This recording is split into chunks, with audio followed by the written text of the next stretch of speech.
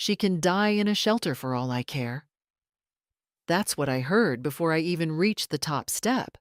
My daughter-in-law's voice, sharp as broken glass, carrying through the hallway I'd walked for 35 years.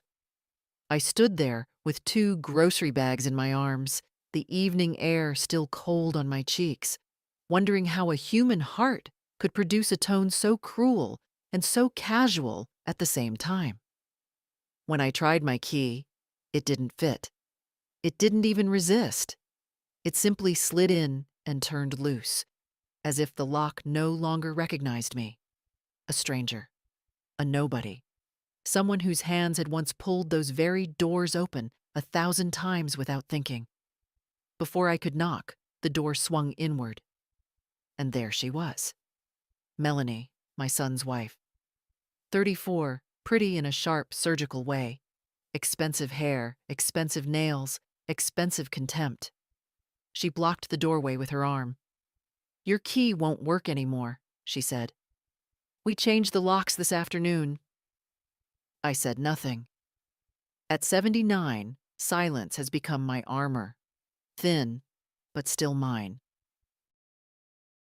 I looked past her instinctively, toward the living room where my husband's armchair once stood, where my son learned to walk, where I spent more than half my life making sure everyone else was fed and warm. But the armchair was gone. The photographs erased from the walls. 2 boxes stood near the trash chute. My boxes. I recognized the old quilt sticking out from the top, the one my mother stitched by hand when I was 19. "Melanie," I said quietly, "what is this?" She smiled like a cat that just swallowed something small and soft. "This," she said, "is the point where your life stops being our responsibility. This building belongs to us now. We're not keeping a spare unit for an old woman who refuses to move on." My fingers tightened on the grocery bags until the plastic cut into my skin. "This building belongs to me," I said, still calm, still steady. "Every unit, every inch of it. You both know that." She laughed. "Oh, please. Harold told me everything. You're confused. Documents can be changed. Ownership can be transferred. Families evolve." She leaned closer, lowering her voice. "But nursing homes don't need much space. And shelters? Even less. You should be grateful we're giving you this much time." I felt the words enter my chest one by one, like cold needles. I didn't cry. I refused. I just stood there, every part of me aware of the weight of the years behind me. Everything I had built, everything I had held together when my husband died and I kept the building running alone, everything I had paid for and protected. "Where's Harold?" I asked. She shrugged. "Busy. And don't bother waiting. We're starting our life here as a family. You're not part of that." She began closing the door. For a moment I thought she'd stop, that she'd hear the blood pounding in my ears, the quiet dignity I was trying so hard to hold on to. But the door kept moving. Slowly. Firmly. Until the latch clicked, and I was left staring at the painted wood where my son should have stood. I don't know how long I stood there. The hallway lights flickered. The building is old, the wiring older, and I always meant to replace that fixture myself. My knees ached from the groceries. My breath came out in small white clouds, though I wasn't sure if it was the cold or the shock. When I finally moved, I didn't go back to the door. I went to the trash chute. I opened the first box. Inside were my shoes, my winter scarf, my late husband's fountain pen, a framed photograph of Harold at 5 years old, smiling with all his baby teeth missing. They had thrown my life out like clutter. I carried the boxes down the back stairs, one step at a time, my hands trembling but steady enough. I loaded everything into my old Buick. I had no plan, just movement, just breath, just survival. By the time I reached the driver's seat, the sky had turned dark. I closed the door, sat there quietly, and listened to the engine ticking in the cold. It was only then, only in that sealed loneliness, that I let myself exhale. And in that long, slow breath, something inside me settled, not broken, not defeated, just sharpened. Because if they thought they could take my home from me, they had forgotten who built it. I spent most of the night sitting in my Buick, watching the building breathe in the dark. 4 stories, 14 units, red brick fading to rust along the edges. People think buildings sleep at night, but they don't. They hum. Pipes settle. Radiators sigh. Footsteps echo through old hallways. I'd memorized every one of those sounds long before my hair turned white. I didn't start the engine, didn't turn on the heat. The cold crept into my bones, but I let it. Better to feel something honest than the numbness that had taken over earlier. A streetlight flickered above me. I made a mental note. Replace the bulb. Tighten the fixture. I'd already paid for that repair last Tuesday, but the electrician hadn't come yet. I'd need to call him again, though I wasn't sure what number I'd give for billing now. My mind moved through small, practical thoughts the way tired hands fold laundry, quietly, methodically, just to stay steady. It's strange, the things your mind clings to when your world suddenly tilts. Not the betrayal, not the humiliation, but the little tasks that remind you you're still tethered to something. Around midnight, the upstairs tenant, Mrs. Klein with the noisy slippers, crossed her living room. I could hear the soft drag of her feet even from outside. That sound used to irritate me. Tonight, it grounded me. These were my tenants, my building, my responsibility, my life. But as the hours passed, my body reminded me that 79 is not built for sitting in a car through the night. My knees throbbed. My fingers stiffened. When I tried to tighten my coat, I realized I hadn't zipped it properly at all, just clutched it in disbelief earlier and never fastened it. I should have gone somewhere, a motel, a friend's couch. But pride is a quiet chain, and dignity is another. I didn't want anyone to see me like this. Displaced, stunned, bags of groceries squashed in the back seat. My whole life reduced to 2 cardboard boxes. Around 2 in the morning, I found a blanket in the trunk, the old wool one my husband used when he drove night shifts. I wrapped it around my shoulders and leaned my head back. I didn't close my eyes. I didn't trust myself to. Instead, I let my thoughts walk. Slow, tired steps through the long hallway of the years since Harold grew up.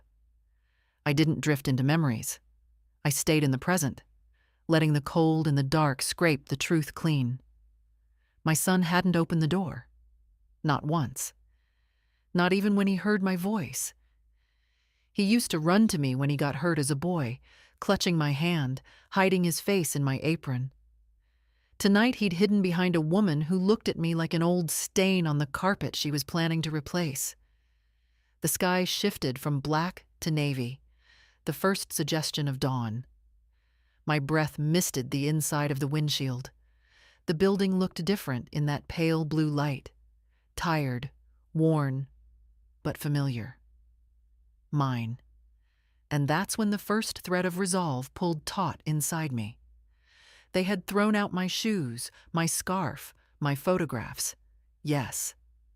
But they had forgotten something important. Paperwork can be forged. Locks can be changed.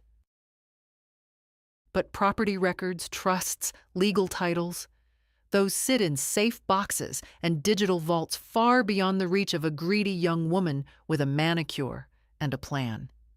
Dignity wasn't going to save me. Documentation would. My hands were stiff when I finally started the car. The engine coughed, then steadied. Sunlight edged over the rooftops as I pulled away from the curb. I watched the building shrink in the rearview mirror, not in sorrow, but in determination. If I stayed in that parking spot any longer, I would break. If I moved, I would fight. And I have always been better at fighting quietly than falling loudly. I turned toward downtown. The bank would open at 8, and I planned to be waiting at the door. The bank opened at 8. I was there at 7:40, sitting on the frozen bench outside the glass doors with my purse pressed against my knees and the blanket still draped over my shoulders. People passing by probably thought I was just another old woman waiting for the bus. Good. Let them. There's power in being underestimated. When the young teller unlocked the door, she startled at the sight of me. "Good morning, ma'am. We're not open yet." "I'm here to see Mr. Wells," I said. "Tell him Margaret Harlow is waiting." My voice didn't shake. My hands didn't either. Cold can be useful that way. It freezes the fear before it reaches the surface. She hesitated, then nodded and let me in. The warmth of the lobby hit me like an unexpected kindness. Soft carpet, humming vents, coffee brewing somewhere behind the counters. It smelled like order, stability, things that don't disappear overnight because someone decides you're inconvenient. I sat down carefully, smoothing my skirt, adjusting my coat. I hadn't slept, but I'd tied my hair back before leaving the car, and that simple act gave me a sense of structure. Women my age know how to build dignity from scraps. After a few minutes, the office door opened and a man stepped out. Mid-60s, silver hair, tailored suit, the kind of handshake that used to reassure me when the world felt too fast. "Margaret," he said, surprised. "You're here early." "I need to update my account settings," I replied. "All of them." His eyebrows rose at the emphasis, but he gestured me inside without a word. I followed him, every step deliberate, every breath steady. Inside his office, the blinds were half open, the morning sun making thin stripes across the desk. He sat.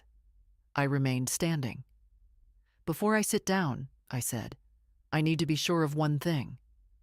"Yes?" "Every transfer authorization tied to my son, Harold Harlow, every access code, cosigner privilege, account view, recurring payment he manages, all of it can be revoked immediately, correct?" His expression shifted. Not judgment, not surprise, but something closer to concern. "Yes," he said slowly, "but that's a significant change.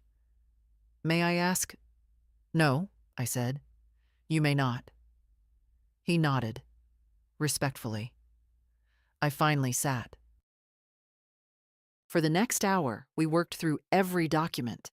I knew the accounts better than most people would at my age. I wasn't confused, I wasn't frail, and I wasn't going to let a single loophole remain open. We canceled automatic transfers my son had set up years ago, payments he was supposed to manage for my convenience. We removed him from every digital access list. We closed the secondary card I once gave him for emergencies that never seemed to end. We froze the account he'd used as if it were his own. The building's operating fund remained intact, under my sole authority. When Mr. Wells handed me the final folder to sign, he exhaled softly. "You've protected yourself well over the years," he said. "Your husband set things up wisely." "No," I said. "I set them up wisely, after he died." He looked at me a moment longer, and I could tell he saw it. The steel beneath the thin skin of age. When everything was done, he leaned back. "There is one more thing, Margaret," If you want to fully secure the property, I can contact your attorney. We can place a temporary legal freeze on any unauthorized transfer requests, just in case. Do it, I said. He nodded and picked up the phone. While he dialed, I looked out the window. The city was waking up. Bus engines rumbling, bicycles clattering, the world moving forward, one ordinary minute at a time. Last night, I'd been thrown out of my own home. This morning, I was reclaiming my life one signature at a time. When the call was finished and the document sealed, I stood. Thank you, I said. Margaret? He replied gently. Are you all right? I thought about answering, explaining, crying even. But I had used up all my softness the night before. I'm getting there, I said instead, and that will be enough. As I stepped back into the cold morning air, the blanket tight around my shoulders, I felt something return to me, slowly, firmly, like a bone setting after being broken. Control. Quiet. Familiar. Overdue control. And I was not done yet. By the time I left the bank, the sun was fully up. A weak winter sunlight, the kind that looks warm but isn't. The kind that makes old brick buildings glow softly, even when the cold bites at your fingers. I tightened the blanket around my shoulders and walked toward the property management office 2 blocks away. I've known that office longer than I've known most people. When my husband passed, I took over everything myself: contracts, inspections, rent rolls. But as the years crept into my bones, I hired a manager I trusted, Dwight Kramer. Soft-spoken, middle-aged, serious about receipts, allergic to drama. Exactly the kind of man who understands paperwork better than emotions. When I pushed open the door, he looked up from his computer, startled. Mrs. Harlow, are you all right? You look cold, I said, and I need your help. He stood immediately, concern flickering across his face. What happened? I placed my purse on the edge of his desk and remained standing. I need the master access codes changed today, I said. Every digital lock, every tenant entry point, the basement storage, the boiler room, and especially Unit 1B. He blinked. Unit 1B? That's yours? Yes. My voice stayed calm, almost too calm. It was mine yesterday as well. He didn't ask questions. Dwight never asked questions. That's why I hired him. Instead, he pulled up the building dashboard on his computer. We can change all codes within an hour, he said. But, Mrs. Harlow, legally, we need to confirm you're still the primary owner on record. Check, I said. He opened the property registry file. I watched the screen reflect in his glasses as his eyes moved down the document. Owner, Margaret Eleanor Harlow. Sole proprietor. No co-owners, no transferees, no pending claims. His shoulders loosened with relief. Everything is intact, he said. Do you want to restrict access to the Harlows entirely? Yes. And Melanie? Especially Melanie. He nodded slowly, typing commands with the precision of a surgeon. Done. The system chimed, a soft electronic note, like something locking into place. I felt my spine straighten, the way it used to when I carried books stacked high during my college library job. A quiet, natural dignity that had fallen dormant these last years. Dwight continued, still working. Should I notify tenants that access codes are being updated? No, not yet. I'll speak with them myself. His fingers paused above the keyboard. He finally asked very gently, Are you planning an eviction, Mrs. Harlow? I looked at him, not sharply, just steadily enough that he understood the gravity. I am planning clarity, I said. legal clarity. He exhaled. Then we need to prepare the paperwork. Unauthorized occupancy, refusal to vacate, modification of property without owner's consent. You have grounds. Yes, I know. He opened a new document and rotated the monitor slightly so I could see. Before I file anything, he said, you'll need to sign here, confirming you did not grant them permission to change your locks. I picked up his pen. My hand didn't tremble. Age gives you many things: fragile bones, stiff knees, slower mornings. But it also gives you hands that know how to sign a line without apologizing for being on the right side of it. As my signature dried, Dwight cleared his throat. There's one more matter. He turned his monitor back. Your rent disbursement accounts. Your son manages those. Not anymore, I said. Everything has been resecured. He nodded, slow, respectful. Then it's done. By noon, your building will be locked down. No one unauthorized will be able to enter. Thank you, Dwight. He hesitated again. Do you need a place to stay tonight? I can call a friend. No, I'll manage.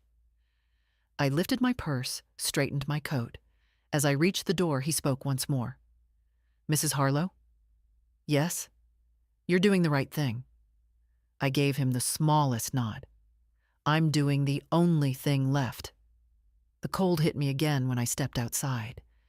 But it felt different this time. Sharper, cleaner. Like the kind of cold that wakes you up after years of being numb.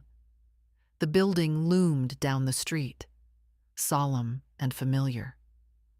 13 tenants would open their doors tonight and walk through hallways I had kept safe for decades.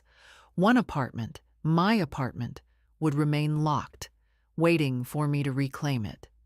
And Melanie, well, the next morning, she would discover the world she thought she owned had never belonged to her at all. By the time I reached the building again, the day had thawed just enough for the ice along the gutters to start dripping. Small sounds, steady, familiar. The kind of sounds a building makes when it's aging with dignity, not rotting under someone else's ambition. I walked slowly, the blanket still around my shoulders, though now it felt more like armor than refuge. Tenants were already moving in and out, morning routines unfolding as if nothing strange had happened in apartment 1B.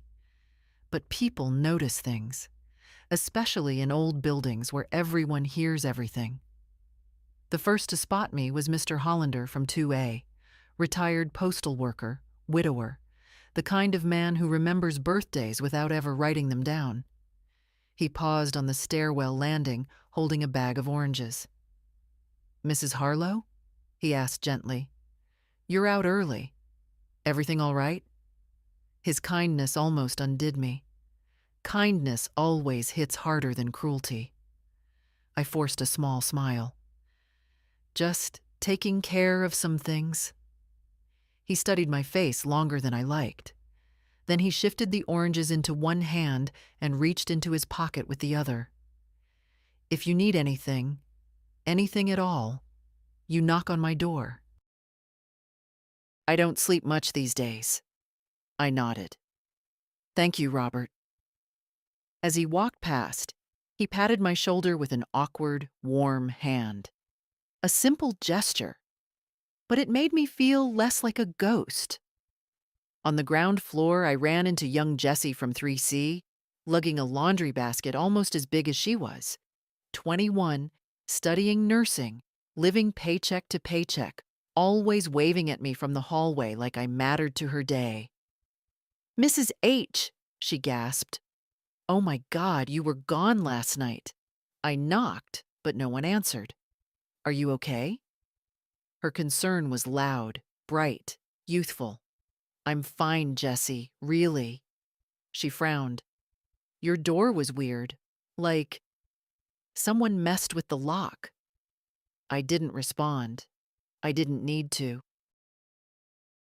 Young ears notice things, and young hearts usually leap to the truth faster than older ones. I made muffins, she added suddenly. Blueberry. They're probably awful, but you can have the first batch for free, for quality control. That made me smile for real. I'll come by later. She blushed, as if giving me muffins was something monumental. I continued down the hallway, each step slow, steady. Not because of my age, but because I was taking in every detail. The peeling paint near the mailboxes I meant to repaint in spring.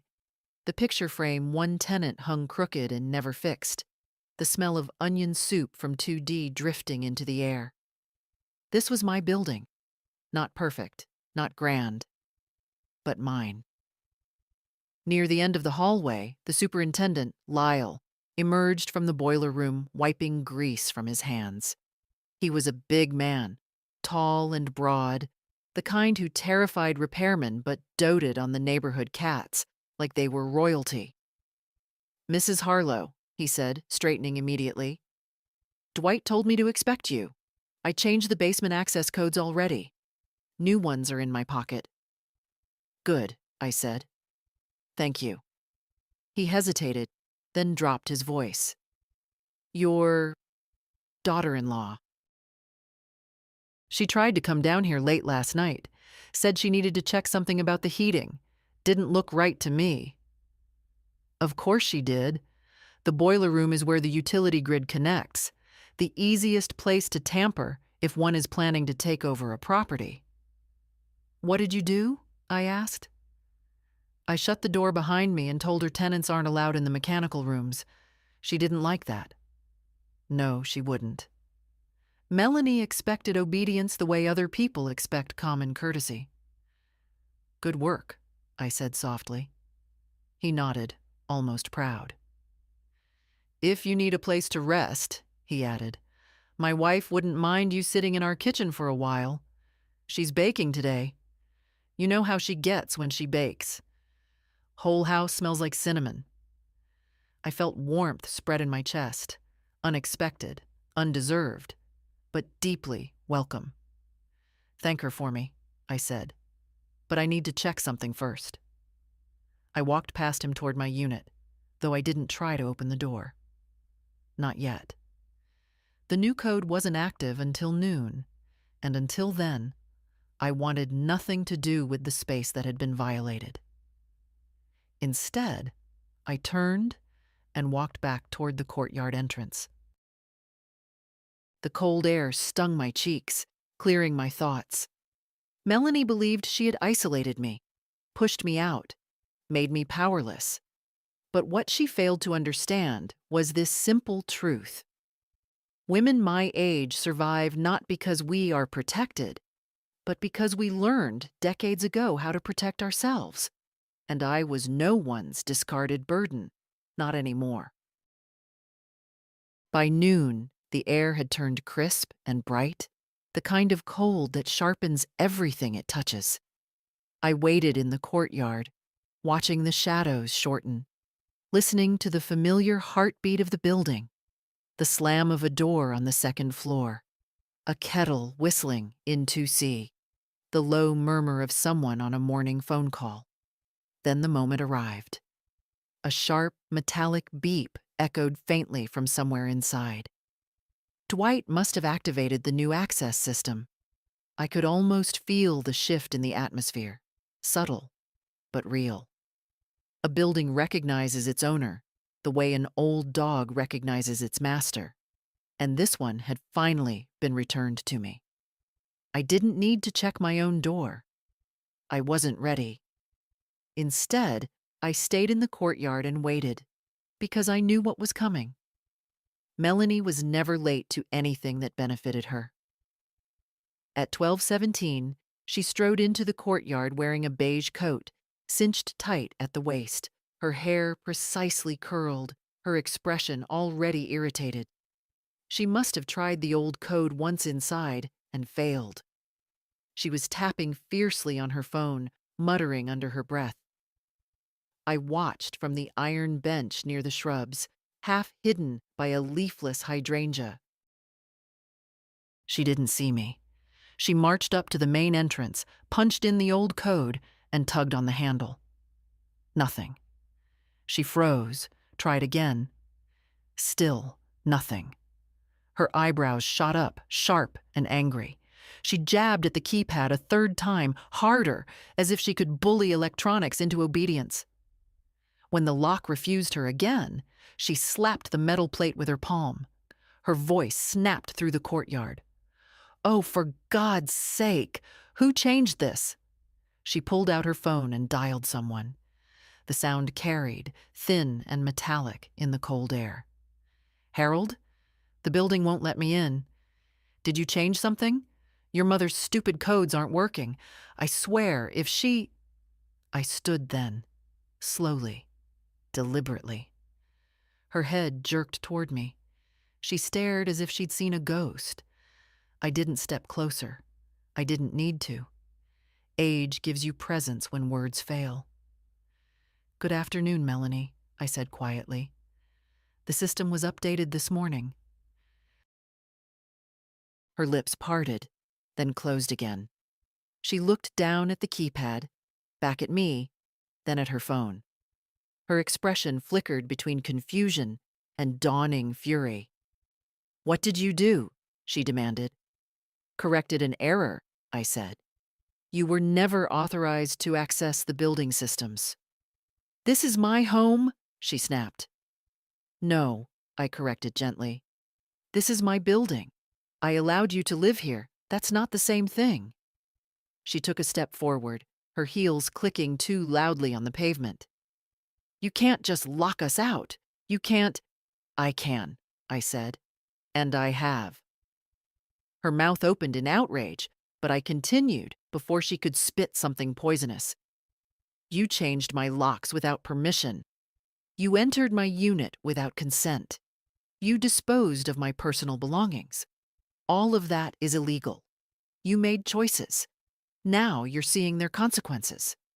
She looked stunned, not defeated. She wasn't that type, but suddenly aware she had miscalculated. "Harold is calling the locksmith," she said triumphantly, lifting her chin. "We'll get in." "You won't," I replied. "The exterior doors aren't keyed. They're coded. Only the management company can change those settings, and they follow my instructions, not yours." For a moment, she simply stared at me, something cold flickering in her eyes. Then she turned her face slightly away, the way a child does before throwing a tantrum. "You're making a mistake," she hissed. "You're old. You don't understand the world anymore." "Perhaps," I said calmly, "but I understand property law." Behind us, the side gate swung open. Harold hurried across the courtyard, coat unzipped, hair tousled. He looked like he hadn't slept. He probably hadn't. Guilt can do that. "Mom," he said breathlessly, "what's going on? Why isn't our code—" "It's not your code anymore," I said. He blinked fast, confused, then looked at Melanie as if she might supply the missing logic. She didn't. I watched his expression change. First worry, then embarrassment, then something that looked like fear. Not fear of me. Fear of what he'd allowed.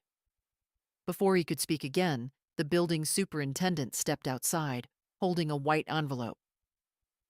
"For you, Mrs. Harlow," he said, handing it to me. "Signed by Dwight. The updates are complete." A legal document inside. Perfect timing. Melanie's eyes darted toward the envelope like a hungry dog spotting meat. "What is that?" she snapped. "Your first warning," I said softly. "And your last chance to leave on your own terms." She laughed, shrill, brittle. "You think you can evict us?" "I don't think," I said. "I know." A long, cold silence settled over the courtyard. The second step of their downfall had begun, and they felt it. I didn't go straight home after the confrontation in the courtyard. My hands were steady enough, my voice had held firm, but inside, I felt that familiar, dangerous tremor. The one that comes when you stand your ground after years of making yourself small. So instead of hiding, I went where decisions are strengthened, not questioned. To my attorney. The office was only a 15-minute walk, though the wind made it feel longer. At 79, cold air hits the joints like quiet accusations. But step by step, I made my way down Maple Avenue and pushed through the glass door of a small, warm law office that smelled faintly of paper and old carpet. A young receptionist looked up. "Good afternoon. May I help you?" "I'm here to see Mr. Elridge," I said. "Margaret Harlow?" Her expression changed immediately. Recognition, then respect. She didn't even ask if I had an appointment. "Of course, Mrs. Harlow, I'll let him know." Within a minute, he appeared at the door of his office, gray suit, tired eyes, a man who has spent half his life keeping foolish people from destroying their own futures. He'd helped my husband draft the first version of our trust more than 20 years ago, and he'd helped me revise it twice since. He extended his hand. "Margaret, come in." I sat. Slowly, carefully. He waited, not rushing me, not making assumptions. "What happened?" he asked quietly. I placed the envelope from Dwight on his desk. "They changed my locks, put my belongings in the trash, told me to die in a shelter. They claim the building is theirs now." He didn't react dramatically.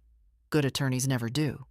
He simply opened the envelope, scanned the first page, and exhaled once. "Unauthorized entry, property interference, attempted dispossession." He looked up. "And you didn't sign a thing transferring any rights, correct?" "Correct." "Then they've backed themselves into a legal hole so deep they'll need a ladder to climb out." His calmness steadied something inside me. He pulled up a document template on his computer. "Margaret, we'll proceed carefully, quietly. No theatrics. That protects you better than shouting ever could." "I prefer quiet," I said. "I know," he replied, with the kind of soft smile you give someone who has already endured enough. He turned to the screen. "First, we'll file a notice of unauthorized occupancy. It formally states they entered your residence without consent. Second, we'll initiate a cease and desist order concerning harassment and interference with property. Third, we'll request a temporary injunction, preventing them from accessing any part of the building until the matter is resolved. And fourth," he slid his glasses lower, looking at me directly, "we prepare for eviction." I didn't flinch. "Do it." He nodded. "Before I proceed, I need to know one thing. Are you afraid they'll retaliate? Intimidate you? Try to force entry again?" "No," I said. "I'm past fear. What I want now is clarity." He leaned back in his chair, studying me with that slow, lawyerly scrutiny that measures character more than words. "You've been patient a long time, haven't you?" he asked. "Too long. You don't strike me as someone who enjoys conflict." "I don't," I said softly. "But I've learned that avoiding conflict only teaches people to take bigger bites." He nodded. "That's true." He printed the first set of documents and placed them before me. "There's one more step," he said. "You should file a police report, not to prosecute, but to document the incident officially. It strengthens the injunction and disarms any story they might try to invent." "I understand." When I signed the papers, the pen moved easily. No trembling, no hesitation. The signature looked like mine again, not the faded version of myself I'd been shrinking into these last years. When everything was organized, Mr. Elridge walked me to the door. "We'll serve them tomorrow morning," he said. They'll be given notice to vacate immediately. If they refuse, the court will take over. I paused at the threshold. Do you think they'll fight it? He shook his head gently. People who think they're untouchable always fight, but they rarely win. Outside, the winter afternoon felt colder, but lighter, as if the air itself had shifted. For the first time since last night, I felt something unfamiliar but welcome settling inside my chest. Not triumph, not vengeance, just certainty. They had pushed me out of my own home. Now the law would open the door for me and close it behind them. I didn't go home after leaving the attorney's office. I wasn't ready to sit alone with my thoughts just yet, not when they felt like loose wires sparking under my ribs. Instead, I walked, slowly, carefully, through the park across from the courthouse. The bare trees rattled like old bones, and the wind carried the faint smell of pine mulch and cigarettes. By the time I returned to the building, the sun was low, stretched thin across the courtyard. The air held that late afternoon heaviness when day refuses to admit its ending.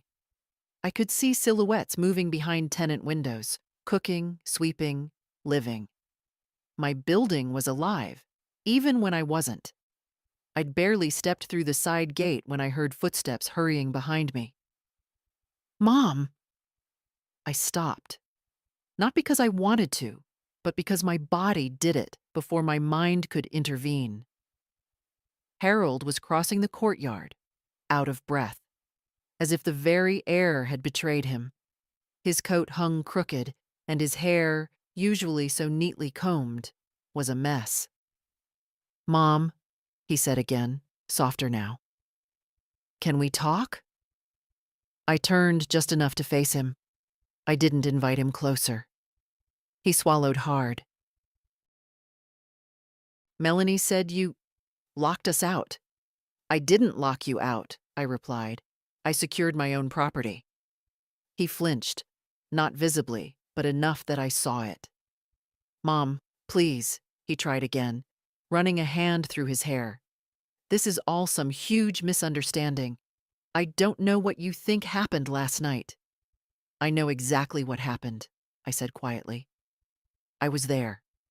His eyes darted away. Shame can be sharp, but only when a conscience still exists beneath it. Melanie gets emotional, he said. She didn't mean what she said. She meant every word, I corrected. She said I should die in a shelter. She threw my things in the trash. She changed my locks while you stood by and did nothing. He opened his mouth, then closed it again. His throat moved in a tight swallow. I didn't know she changed the locks, he said finally. She told me you agreed to move into assisted living. I looked at him. Really looked at him. A 50-year-old man, standing in front of his childhood home, still believing lies because they kept him comfortable. Because believing the truth would require a spine he hadn't used in years. You believed that? I asked softly. He looked away again. Yes, he whispered. I did. The wind picked up, sweeping between us, cold and bitter. He stepped closer, hesitant. Mom, we can fix this. Just tell Dwight to restore the old codes. Let's sit down with Melanie. She didn't mean to. She did, I said. And you let her. He blinked, stunned. I didn't. You did, I repeated, still soft, still steady. By saying nothing. By hiding behind your own discomfort. Silence is permission, Harold. Something in his face crumpled, though he fought to hold it together. Mom, we're family, he said, voice cracking. I don't want to lose you. I believed him. That was the worst part. He didn't want to lose me. He just didn't want to stand up for me either. You already lost me, I said. Not today, Not because of Melanie. Years ago, when you stopped coming for dinner, when you only called about the mortgage, when every conversation was about what I could give rather than how I was living. I was busy, he murmured. We are all busy, I said. But love makes room, and neglect fills it.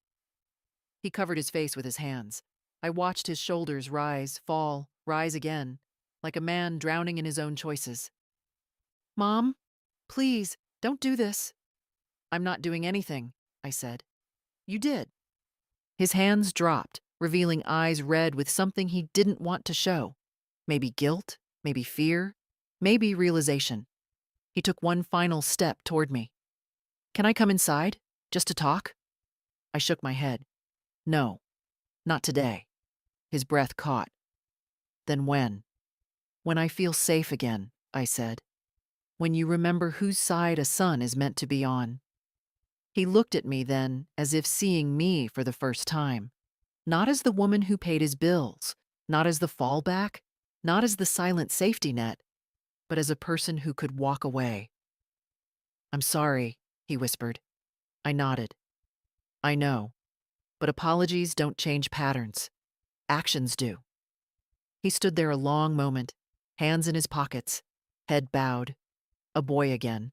A man failing at being one. Finally, he turned and walked back across the courtyard. Slow, defeated, quiet. I pressed my fingers to the cold railing, grounding myself. The day had taken something from him, but it had returned something to me, and I wasn't about to lose it again. Melanie showed up just after dusk. I was sitting on the bench near the side entrance, my hands wrapped around a paper cup of tea Jessie had brought me earlier. The air had settled into that stillness that only comes right before nightfall, when the cold deepens and sound carries farther than it should. The side gate creaked open. Melanie stepped through it like a storm in heels. Her coat was open despite the cold, her lipstick too bright for the failing light, her eyes sharp and restless. She spotted me instantly and marched toward me with purpose. Purpose always looked dangerous on her. There you are, she said. We need to talk. I didn't stand. I didn't shift. I just looked at her, the steam from my tea rising between us like a small shield. She planted herself in front of me, arms crossed. I don't know what kind of performance you're putting on, but it has to stop. Now. I took a slow sip. It isn't a performance. It is, she snapped. You're making Harold miserable. Absolutely miserable. He's been crying. Do you know how humiliating it is to see a grown man cry because his mother is acting like... Like what? I asked softly. She froze for half a second, thrown by the firmness in my voice. Then she recovered. Like someone who has lost grip on reality. Ah, there it was, the old weapon. Melanie, I said, you know exactly what you did. She laughed, sharp and brittle. What I did? I cleaned out a room we thought you didn't need anymore. I tried to help you move into a safe place before you hurt yourself. Frankly, we've been worried about you for a long time. The forgetfulness, the confusion. I'm not confused, I said. Well, she said, tilting her head, the courts won't know that. A chill ran across my shoulders, not fear, just recognition. She'd moved from manipulation to intimidation, her specialty. You changed my locks, I said. You threw my things away. You told me to die in a shelter. She rolled her eyes. Oh, for God's sake, I didn't mean it literally. People say things when they're frustrated. You're choosing to twist it. No, I said. I heard it clearly. She leaned in, too close, too harsh. You're making a mess, Margaret, a big, unnecessary mess. All you had to do was step aside gracefully and let us take responsibility for the building. You're old. You shouldn't be dealing with tenants and maintenance and legal paperwork. But you should? I asked. Her jaw clenched. I would have done a better job than you. That's not what this is about, I said. She blinked. Then what is it about? You wanted ownership. She didn't deny it, not even for a second. Instead, she straightened her spine like someone preparing to pounce. You don't understand how the world works anymore, she said. This property is wasted on you. It needs someone who thinks entitlement is a skill, I interrupted. Her nostrils flared. For a moment, she looked young, not 34, but 14, a girl who'd been praised too often and corrected too little. You don't scare me, she said. I'm not trying to, I replied. I'm warning you. About what? That I've spoken to my attorney and that the paperwork is coming. She blinked, then laughed, but it wasn't confident. It was sharp and high and thin. You're bluffing. You know I'm not. She stepped back, folding her arms again. Her voice changed. Harder now, shaking with fury beneath the surface. You really think anyone is going to take your side? You're nearly 80. You forget things. You lost your purse twice last month. You couldn't figure out how to answer the new intercom. What are you going to tell the police? That your son's wife hurt your feelings? I looked up at her, letting the silence sit long enough for discomfort to settle into her shoes. When the police come, I said, I will tell them exactly what happened. And I'll have documentation. Witnesses. Locks changed without consent. Personal property discarded. Harassment. I paused. What will you tell them? A flicker, a single crack, crossed her expression. She hadn't thought that far ahead. Harold won't support this, she said weakly. He already has, I told her, by saying nothing. The words struck her harder than I expected. She blinked rapidly, as if trying to clear her eyes of something. Then her voice dropped low, almost a whisper. You're doing this to punish him. No, I said. I'm doing this to protect myself. She stared at me for a long moment, then turned sharply on her heel and stormed toward the gate, shoulders rigid, footsteps too fast. When she reached the gate, she slammed it behind her so hard the metal rang through the courtyard. I sat there quietly, the steam from my tea long gone, the cup cooling in my hands. I didn't feel triumphant. I felt tired. Deeply, deeply tired. But underneath that exhaustion, steady and undeniable, was something else. Resolve. And the faintest thrum of something I hadn't felt in years. Self-respect returning. News travels fast in old buildings. Faster, sometimes, than truth. By the next morning, something had shifted in the air. Not dramatically, not loudly, but unmistakably. The building felt different. Like a long-held breath had finally been released.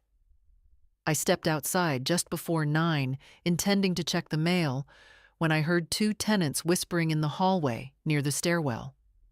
They fell silent the moment they saw me. Not out of rudeness, out of respect, out of caution. People know when a line has been crossed, even if they don't know the details. Morning, Mrs. Harlow, one said softly. Good morning, I replied, and kept walking. I didn't ask what they'd been saying. I didn't need to. The looks on their faces, the tightness in their voices, it told me enough. Tenants remember who fixes their boiler at 2 a.m., who negotiates rent when someone loses a job, who brings soup when they're sick. They may not say it aloud, but they notice when someone is mistreated.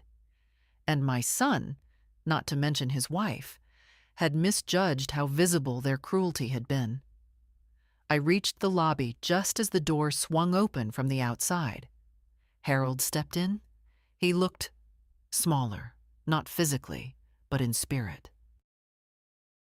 His shoulders slumped inward, his coat unbuttoned, his tie gone completely. He carried himself like someone trying to make himself invisible. "Mom," he said quietly. I nodded. "Harold." He approached, but not too close, as if he were afraid I might step back. I didn't move at all. I went to work this morning," he said, "and it felt strange." "How so?" He swallowed hard. "People treated me differently. That, I thought, was inevitable." He continued, staring at the floor. "I think one of the tenants works with me. Or maybe her cousin does. Or maybe someone just saw Melanie yelling in the courtyard yesterday. I don't know. But," he hesitated, "people know something happened." I didn't answer.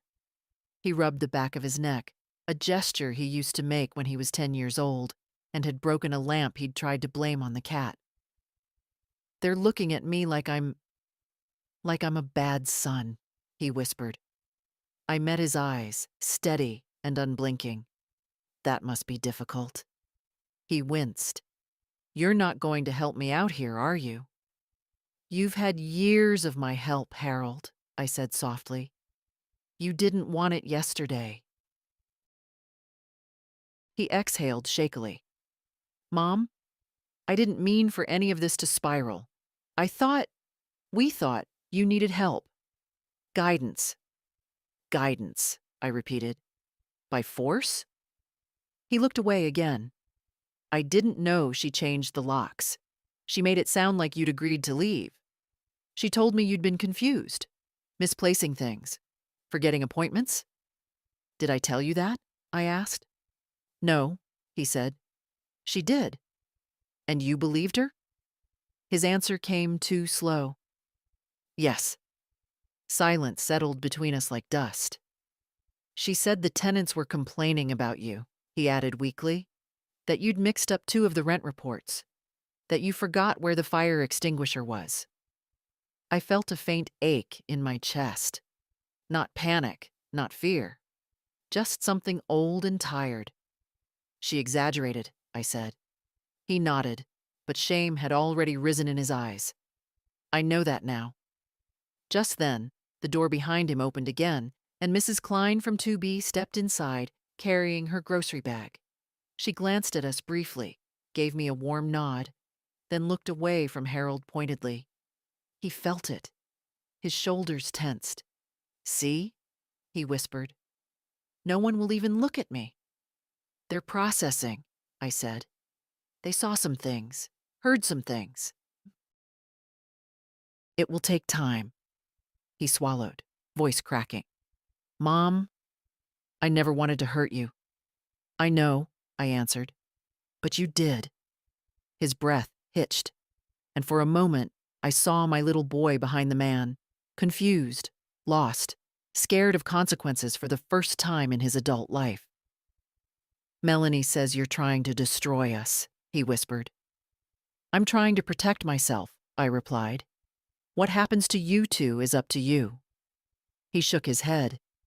"She thinks you're retaliating." "No," I said. "I'm defending what's mine. That's not retaliation. That's survival." He took another step closer, desperation tightening his features. "Mom, please, give us one more chance. Don't file anything." "I already have," I said softly. "It's in motion now. You'll receive notice soon." The color drained from his face. His hand lifted slightly, as if he wanted to reach for me, but he let it fall. "Mom," he whispered, "if she loses this apartment, if we lose this building, we have nowhere to go." I looked at him, really looked, and finally said the truth neither of us had faced. "You had a home," I said. "You chose to throw me out of it." He closed his eyes. When he opened them again, he wasn't the man he pretended to be. He was the man he'd allowed himself to become. "I'm sorry," he said. "I'm so sorry." I nodded once. I believe you, but apologies don't erase consequences. He stood there, trembling, then turned and walked back out into the cold. Not angrily, not defiantly, just defeated. For the first time in years, the building felt like it stood with me, not around me, and I could finally breathe again. The police didn't come with sirens. They never do in situations like this. They arrived the way winter arrives, quietly, unmistakably, without needing to announce itself. It was late afternoon when I heard the knock on the lobby door, firm, measured. Not the frantic pounding of anger, nor the timid tapping of someone uncertain. This was official, controlled. I was sitting in the small lobby chair near the mailboxes, reviewing a handwritten list of repairs I'd delayed over the past year. The moment I looked up, I saw two officers through the glass, a man in his 40s, calm eyes, worn jacket, and a younger woman, alert, observing everything.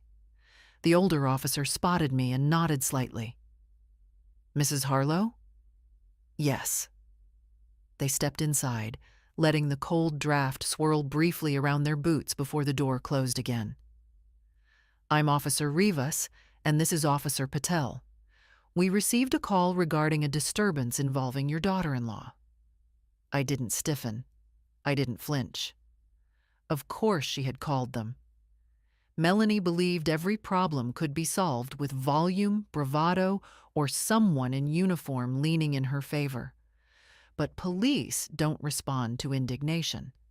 They respond to reports, to facts, to patterns. And I had documented everything. Officer Patel pulled out a notepad. "We also have your report from yesterday, ma'am. Forced entry attempt, verbal harassment, property interference. We're following up." I nodded. "Thank you." Just then, the side gate banged open. Melanie barreled into the courtyard, coat flapping, face flushed, phone clutched in her hand like a weapon. She froze when she saw the police standing with me. Her voice rose instantly. "Oh, thank God you're here! Arrest her!" The officers didn't move. Rivas said gently, "Ma'am, we're here to speak with both parties." "She locked me out of my own home," Melanie snapped, pointing at me as though I were a stray dog on the loose.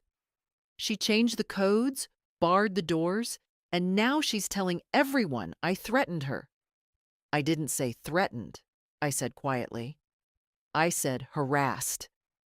Melanie's eyes widened with incredulous outrage. "This is insane.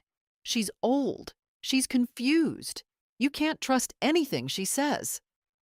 Officer Patel tilted her head slightly. "We're here to determine what happened, ma'am." Melanie turned to them dramatically. "Here's what happened. She's trying to steal the apartment from us. She's unstable.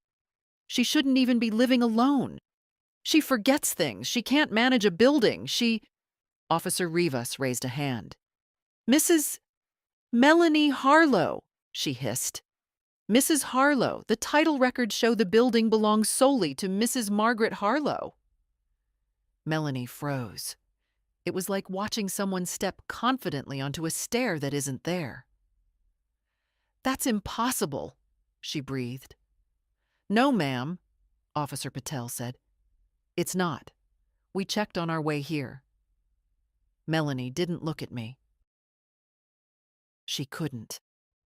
She kept staring at the officers as though they had personally betrayed her. "Your mother-in-law," Patel continued, "is the legal owner of all 14 units, including the one you currently occupy." The words hit Melanie with the weight of something she'd never expected. Reality. She rallied quickly. Rage always gave her balance. "We live there. You can't just throw us out." "No one is throwing you out today," Officer Rivas said. "But you cannot change locks on a residence that does not belong to you. And you cannot remove someone's property without their permission." "That's not what happened," Melanie insisted. Patel looked at me. Do you have documentation? I handed her the folder my attorney insisted I keep on me until the eviction was processed. She opened it. Photographs of my belongings discarded in the trash chute.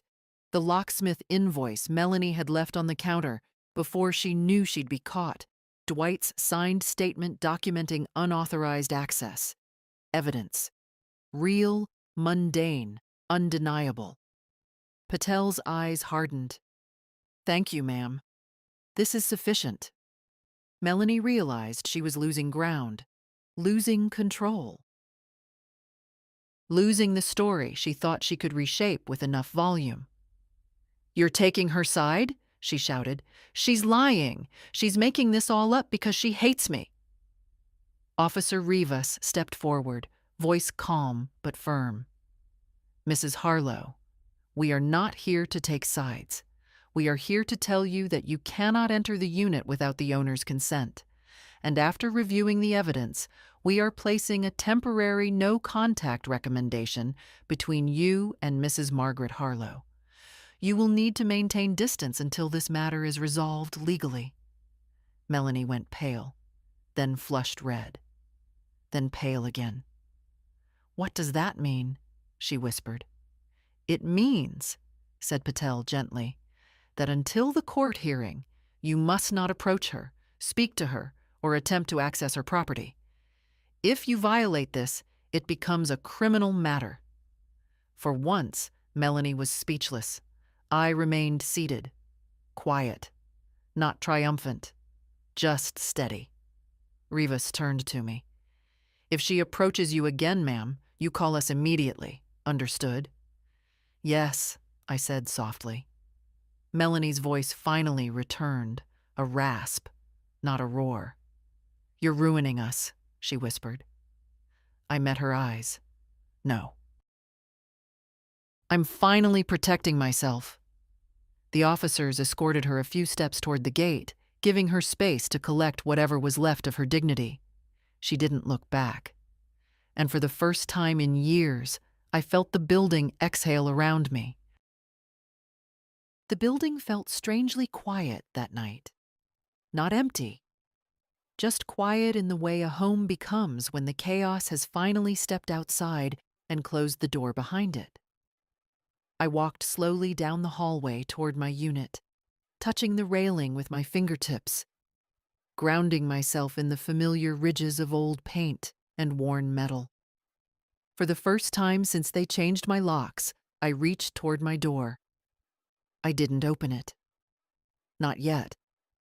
The new code wouldn't activate until midnight, and even if it had, I wasn't sure I was ready to walk back into a space where someone had tried to erase me. Pain stays in the walls. You can't always see it, but you feel where it settled. Instead, I sat down on the floor by the door, gently lowering myself so my knees wouldn't protest too loudly. The carpet was thin, a little rough, but warm from the building's heating. I rested my back against the wall and folded my hands in my lap.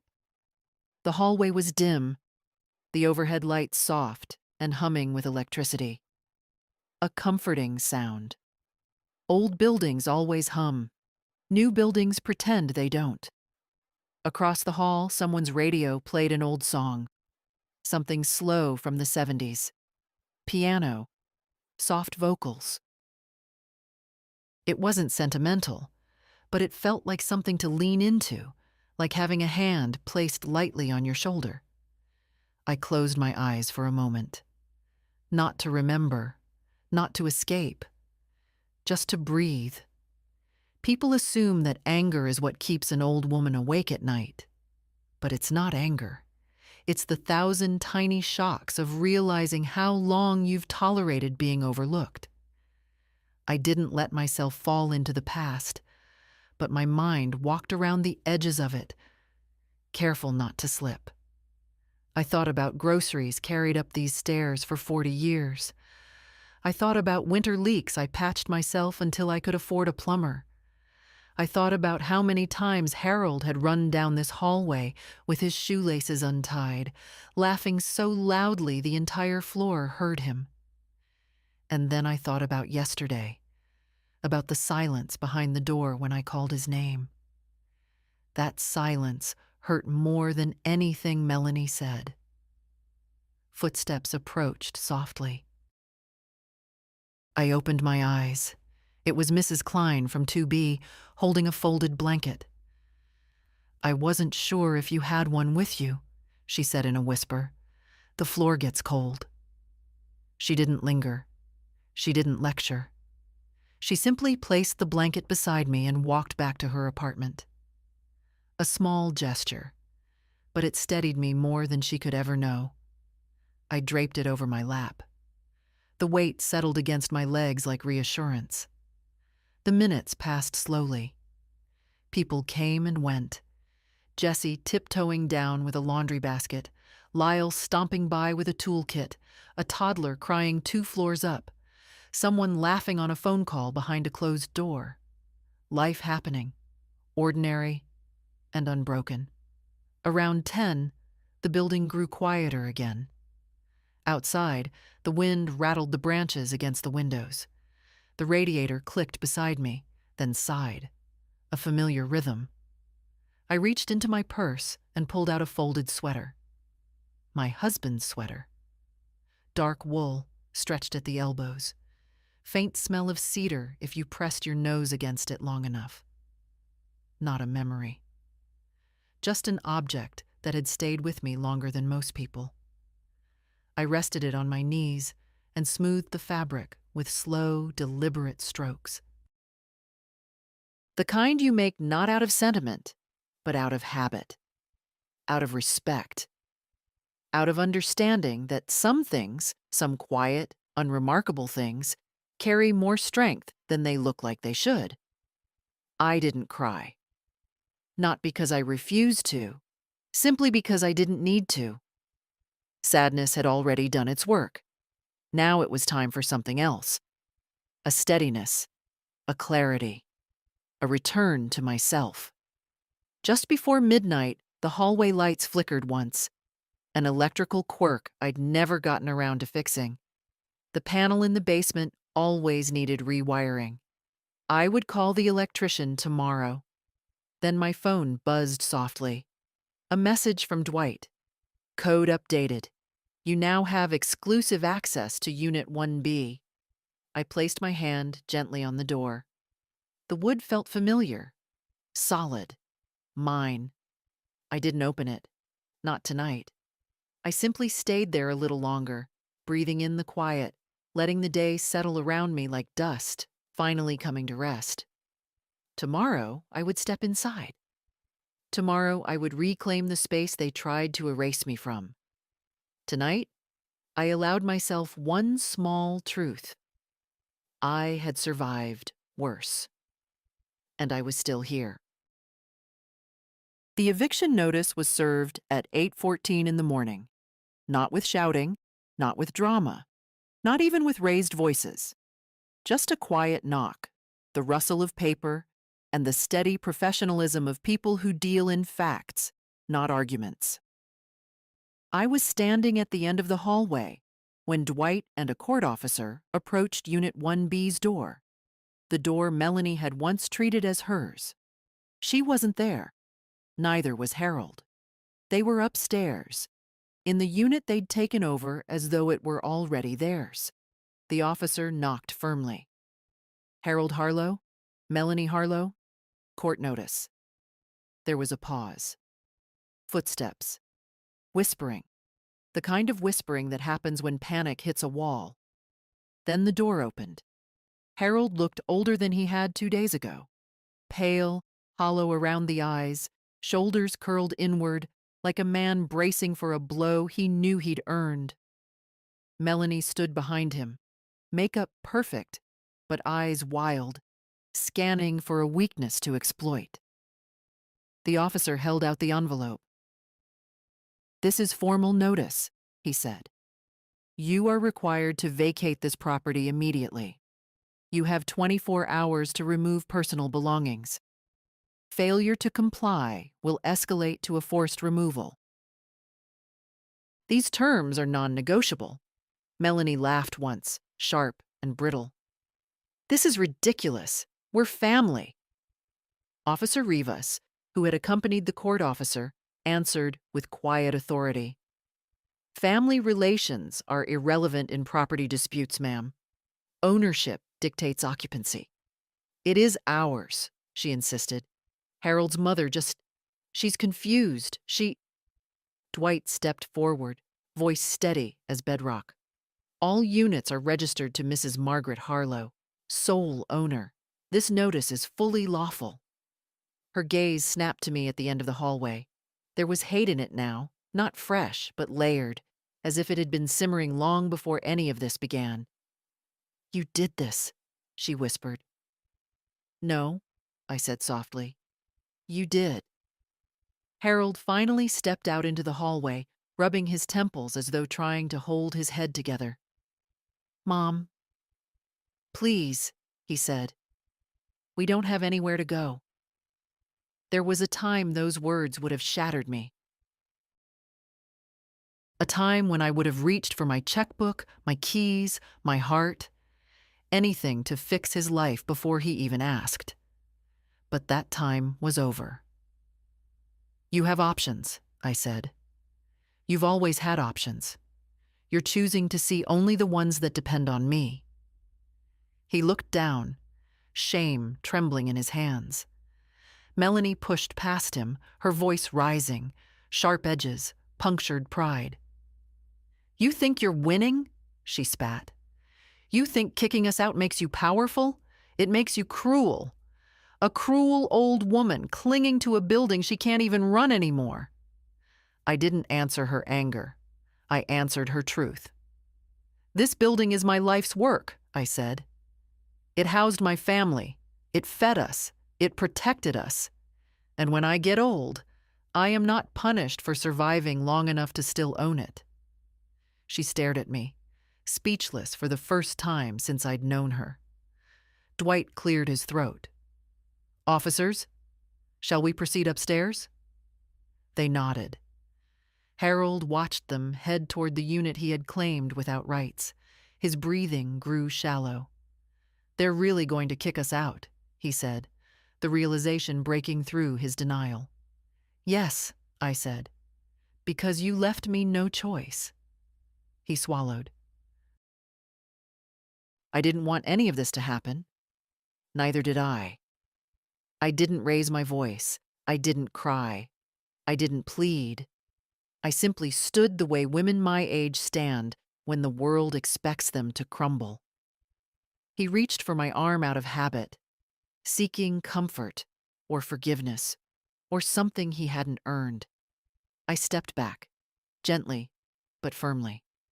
Not now, I said. His hand froze midair, then dropped. Behind him, Melanie was pacing, shaking her head in disbelief, muttering under her breath about lawyers and mistakes and old women who needed to be put somewhere. But it didn't matter. Not anymore. The law had spoken. The building had spoken. And for the first time in years, I had spoken too. The officers returned briefly, confirming the notice had been delivered upstairs as well. 24 hours. That was all the time left for them in this building. Harold looked at me one more time, desperation and regret tangled in his expression. Mom, can we fix this? Maybe, I said, but not by living under the same roof. He nodded slowly, defeated. Melanie stormed into the stairwell, slamming the door so hard it shook the railing. I stood still, breathing, letting the quiet settle into my bones. This wasn't victory. This wasn't revenge. This was closure. Cold, precise, and necessary. And as the last echo of the slammed door faded, I felt something inside me that I thought I'd lost years ago. The quiet, steady pulse of my own life returning. I didn't follow the officers upstairs. There was no reason to. The process was already in motion, and I had no interest in watching the last pieces of a broken situation fall apart in real time. Instead, I walked back toward the courtyard, slower than usual, letting the cold air settle around me like a shawl I didn't choose but accepted. It was nearly noon when the side door opened again. Harold stepped out first. He didn't look like a man being evicted. He looked like a man who'd finally come face to face with himself. His shoulders stooped, his gaze unfixed, as if the world around him had suddenly become unfamiliar and too bright. Melanie followed several steps behind, pacing circles around her own frustration. She was muttering into her phone, gesturing sharply, trying to find a lawyer who would tell her this wasn't happening. No one would. When Harold saw me, he slowed, then stopped. He didn't approach right away, almost as though he needed permission. I didn't give it. But I didn't walk away either. "Mom," he said quietly, "can we talk?" I nodded once. He approached, but not too close. His breath came out in white wisps, drifting between us like unspoken history. He opened his mouth, closed it again, then tried a different sentence. "I didn't know this would go this far." "It didn't go this far today," I said softly. "It went this far years ago. You're only seeing it now." He flinched, but he didn't deny it. "I should have stopped her," he whispered. "Yes. I should have told her no. Yes. I should have protected you." I let the silence sit. He needed to hear it echo. When he finally met my eyes, I saw the little boy he used to be, the one who used to bring me dandelions from the yard, the one who cried when he broke my teacup and tried to glue it back together with paste. But I also saw the man he'd become, someone who had let love soften into selfishness, then into neglect. "Mom, I can't undo what happened," he said. "But can I make it right?" "You can start," I said. "But making it right will take longer than today." He nodded, shoulders shaking. "I know." Behind him, Melanie stomped down the steps, phone pressed to her ear. "She says the eviction is legal," she barked angrily into the receiver. "Yes, legal. No, she didn't transfer anything to us. No, there's no co-ownership. Yes, I understand I can't change the locks again. Yes, I know how old she is. That's not the point. Just find me someone willing to fight." She hung up with a frustrated noise and marched toward us.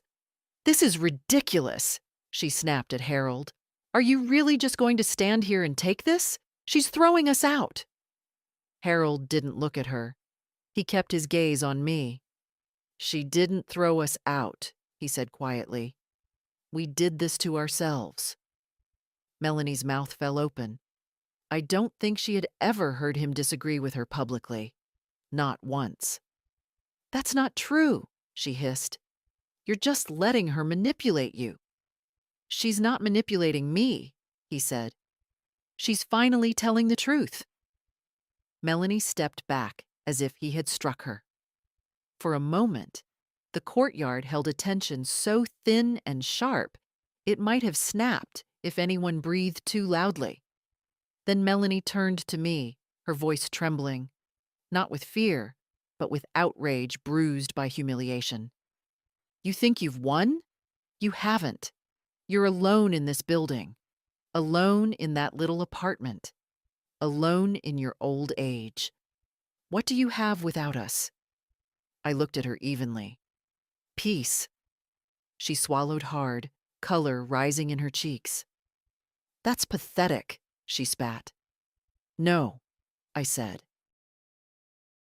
"It's freedom." Her face twisted, anger, disbelief, something almost like grief, and she stormed past Harold, slamming into the stairwell so violently the door rattled. Harold watched her go. Then he spoke without turning back to me. "I don't know what's going to happen with us," he said quietly. I don't know who she'll be after this, but I know who I should have been. I let him speak. Sometimes people need the space to finally hear themselves. I want to come back someday, he said. Not to live here, just to come back. You can, I said, but not now. His eyes filled with something raw, something that finally resembled accountability. I'll earn it, he whispered. I nodded. That's all you ever needed to do. He exhaled shakily, then turned and walked toward the stairs, following Melanie but not chasing her. For the first time in years, he walked like a man carrying the weight of his own choices instead of mine. When the door closed behind him, I stood alone in the courtyard. The air was cold, but it didn't feel hostile. It felt honest. Sometimes endings don't roar. Sometimes they just settle. And in that settling, something inside me lifted. Not triumph, not revenge, but dignity. Reshaped. Tomorrow, they would be gone. And I, for the first time in a long while, would begin again. They left before sunrise. No slamming doors this time, no shouting, no last attempts to twist the story in their favor. Just the soft, shuffling sounds of boxes being carried down the stairwell and the low murmur of a tired argument that had run out of sharp edges. I didn't watch from the window.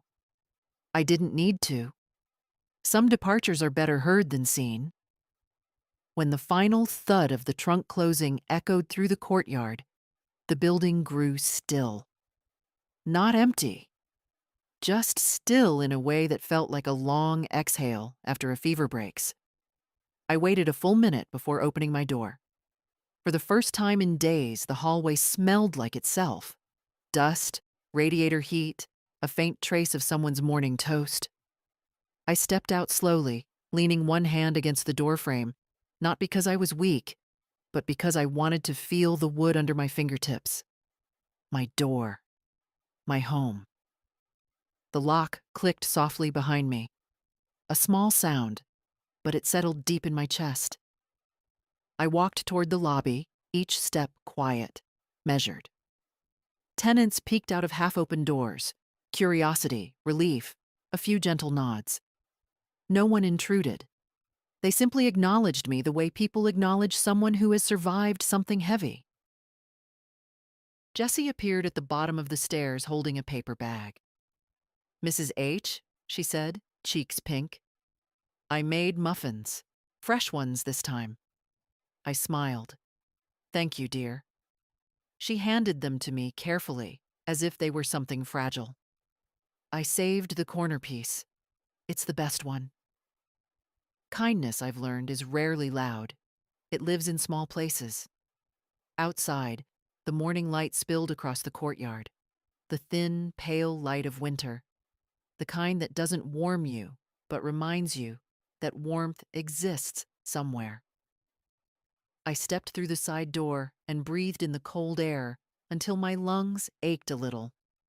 The moving truck was pulling away. Harold sat in the passenger seat, head bowed. He didn't see me. Maybe that was for the best. Some goodbyes don't need witnesses. I stood there until the truck disappeared down the street. Not mourning, not celebrating, simply acknowledging the truth of it. They were gone. And I remained. I walked slowly around the courtyard, touching the railing, checking the gate latch, feeling the familiar grooves in the brick.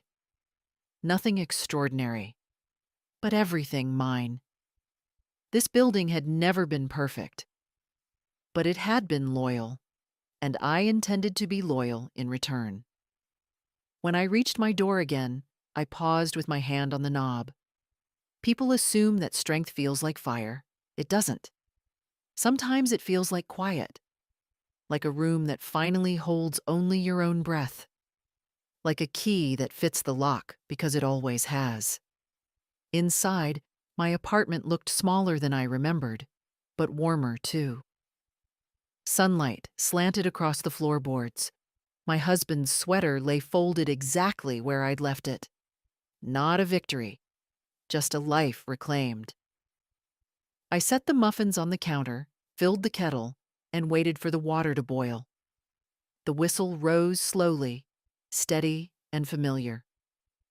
I poured the tea into my favorite mug, the one with the chipped rim I never replaced, because it reminded me that imperfect things can still be useful, still be loved. I sat in my old armchair, wrapped the blanket around my legs, and let the quiet settle. For the first time in many years, I felt intact. No pieces missing, no weight pulling me inward. Just me. Still here, still capable of beginning again. If there's anything I've learned at 79, it's this. Dignity isn't something people give you. It's something you return to yourself when the world tries to take it. And once it returns, it doesn't leave easily. So if you're reading this and life has pushed you into a corner you didn't deserve, don't let that be the last place you stand. Not at our age. Not after everything we've survived. Find your voice again. Find your ground again. And if this story meant something to you, stay a while. Leave a comment. Share your own. We women don't get heard nearly enough.